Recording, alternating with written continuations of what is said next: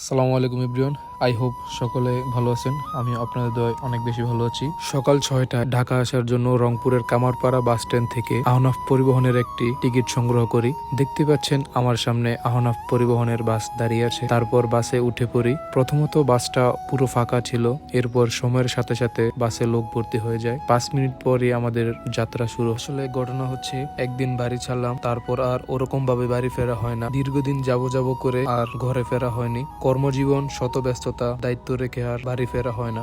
বাড়ির কথা ভীষণ মনে পড়ে। ওই যে কারা জানি বলতো, একবার বাড়ি ছাড়লে আর ওইরকম ভাবে বাড়িতে ফেরা হয় না। আসলে কথাটা একদমই ঠিক। 3 ঘন্টার জার্নির পর আমাদের বাস একটি ধাবার সামনে যাত্রা বিরতি দেয়, আর আমরা হোটেল ভিলেজে গিয়ে দুপুরের খাবার গ্রহণ করি। খাবার শেষ করে আমরা আবারও বাসে উঠে পড়ি। প্রায় 3 ঘন্টা জার্নির পর আমরা চলে আসি গাজীপুরের কোনাবাড়িতে। আমাদের বাসের হয়তো তেল শেষ, তাই পাম্প থেকে তেল সংগ্রহ করতেছে। বিকাল 4টা নাগাদ আমরা কুড়িল বিশ রোডে পৌঁছাই এবং কুড়িল বিশ রোড থেকে বিআরটিসি বাস কাউন্টার থেকে কাঞ্চন ব্রিজ যাওয়ার জন্য, আমাদের বাসার পাশে আর কি কাঞ্চন ব্রিজ, ওইখানে যাওয়ার জন্য একটি টিকিট সংগ্রহ করি।